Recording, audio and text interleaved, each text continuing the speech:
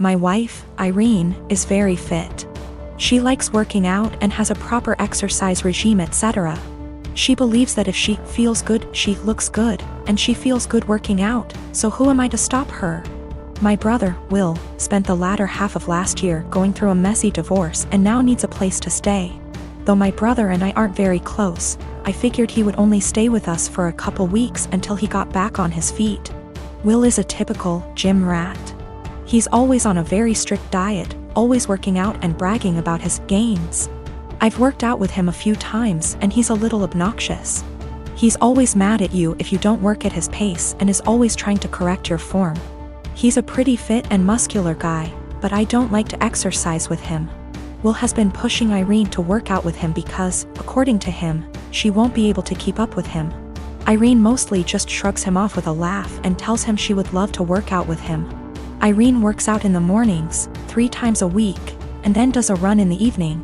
But she's been busy this past week and hasn't been able to stick to her usual schedule. Will thinks that she's making excuses because she doesn't want to be embarrassed by him. Again, Irene just laughs him off. About 2 days ago, Irene and Will went on an early morning run. I didn't go with them, but the first thing I heard when Will entered the house was, "The only reason I couldn't keep up with you, Irene, is because you were sweating too much." I found this extremely comical, and kinda just laughed him off. Irene rolled her eyes and went to take a shower, so I thought that the conversation would die. However, Will just kept bringing up my wife's sweat. My wife went to work and he told her to make sure she doesn't sweat through her clothes, or when she called me in the middle of day. He yelled, "Tell the sweaty."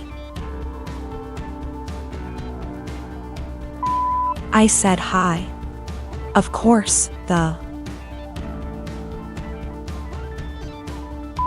comment aggravated me and I told him to knock it off and stop acting like a child. I thought that was the end of it, but he just kept going. By the end of the day, I was tired of his comments, but Irene seemed rather unfazed by them.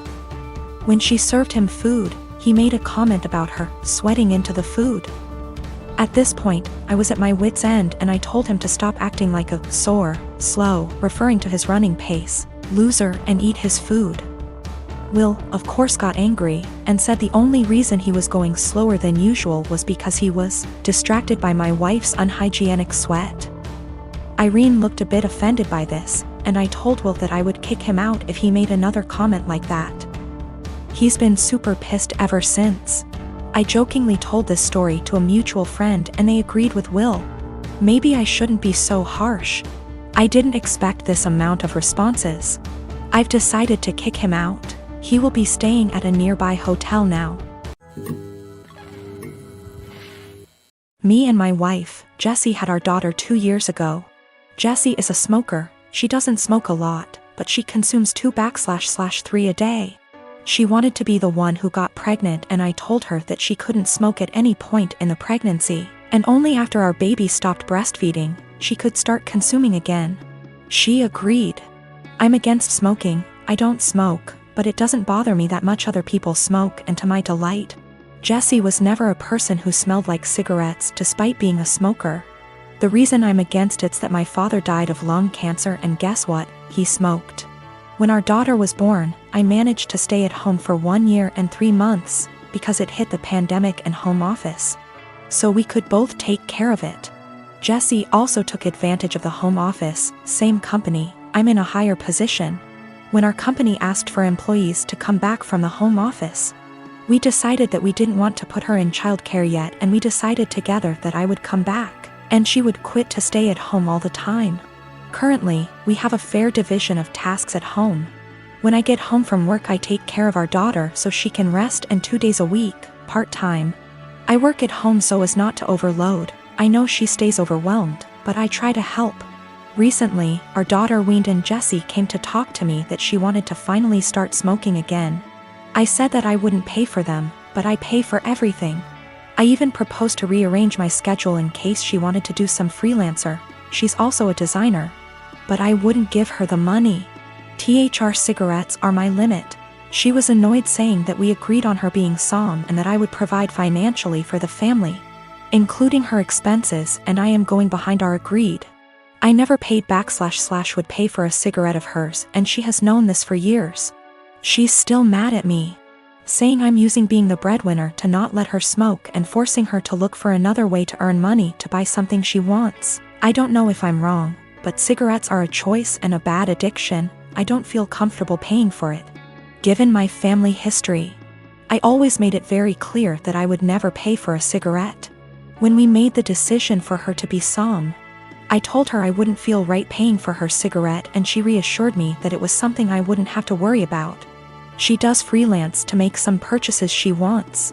There are months when we are tighter and we can't do some shopping, so she does freelancing. It's rare, but it happens, and on those days, our daughter stays with me even if it's at my service. I never limited any of her purchases, ever, if not because of tight money.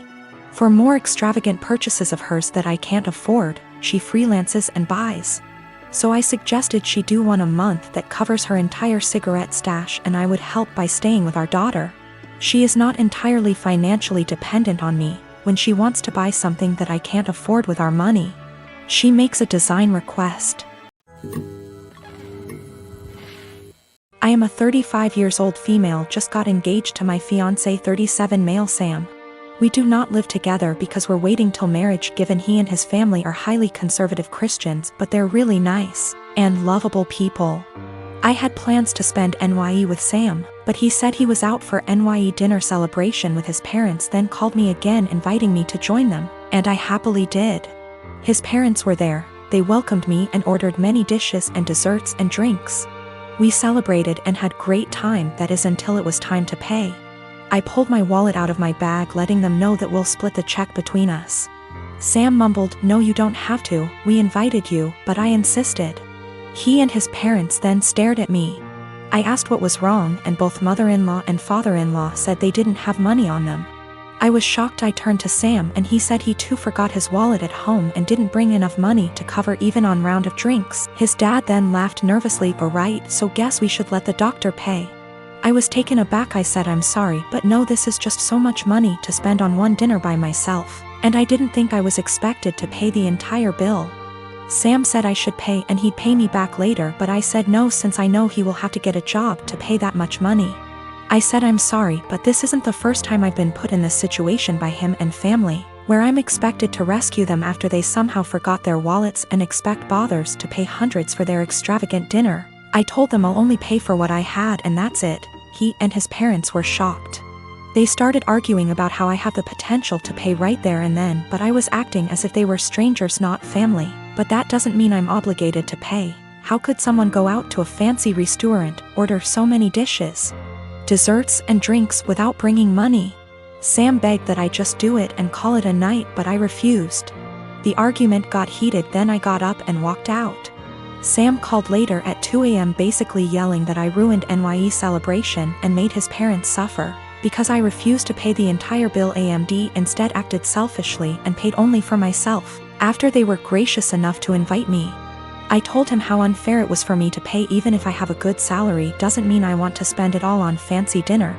He didn't reply. He just said he'll pray that my parents will let this go and not resent me after I basically damaged the relationship with them.